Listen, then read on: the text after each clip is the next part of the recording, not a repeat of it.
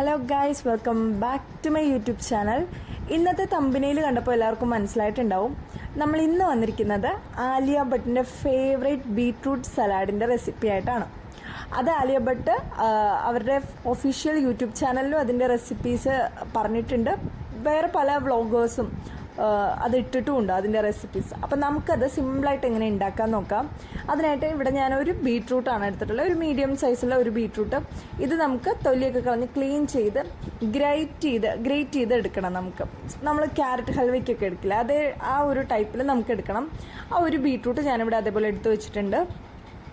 ചിലവർ ഇത് അരിഞ്ഞിട്ട് മിക്സിയിലിട്ട് അടിച്ചിട്ടും എടുക്കുന്നുണ്ട്, പക്ഷെ നമുക്ക് അതിൻ്റെ ആവശ്യമില്ല. നമ്മളിങ്ങനെ തന്നെ കഴിക്കുന്നതാണ് അതിൻ്റെ ഒരു ടേസ്റ്റ്. ഇനി നമ്മളിവിടെ എടുത്ത് വെച്ചിരിക്കുന്ന ഇതിലേക്ക് നമുക്ക് യോഗേർട്ട് ഉണ്ടെങ്കിൽ യോഗേർട്ട് ചേർക്കാം. ഞാനിവിടെ നമുക്ക് കുറച്ച് അധികം പുളിയില്ലാത്ത തൈരാണ് ചേർത്ത് കൊടുക്കുക. അത്രയ്ക്ക് പുളിയുള്ള തൈര് ചേർത്ത് കൊടുക്കാതിരിക്കുക കേട്ടോ.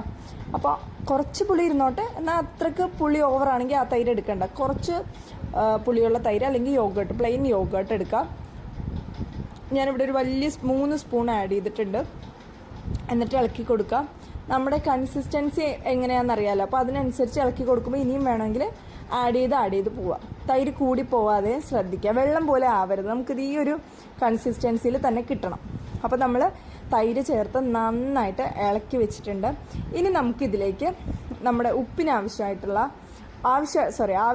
ഉപ്പും കുറച്ച് കുരുമുളക് പൊടിയും കൂടി ചേർത്ത് കൊടുക്കാം, ബ്ലാക്ക് പെപ്പർ പൗഡർ.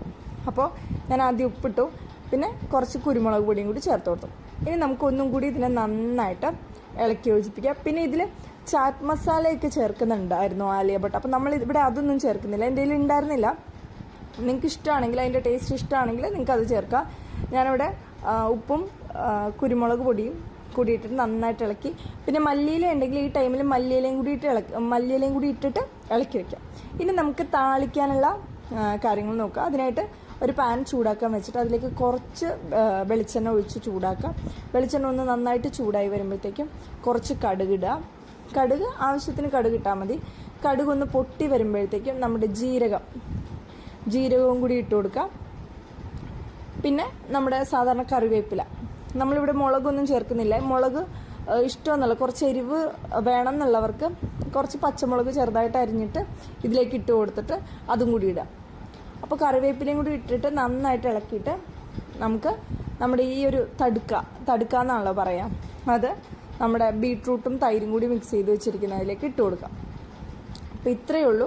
നമ്മൾ താളിക്കുമ്പോഴത്തേക്കും ഇതിലേക്ക് നിങ്ങൾക്ക് പച്ചമുളകോ അല്ലെങ്കിൽ ഉണക്കമുളകോ ചേർക്കണമെങ്കിൽ ചേർക്കാം കേട്ടോ.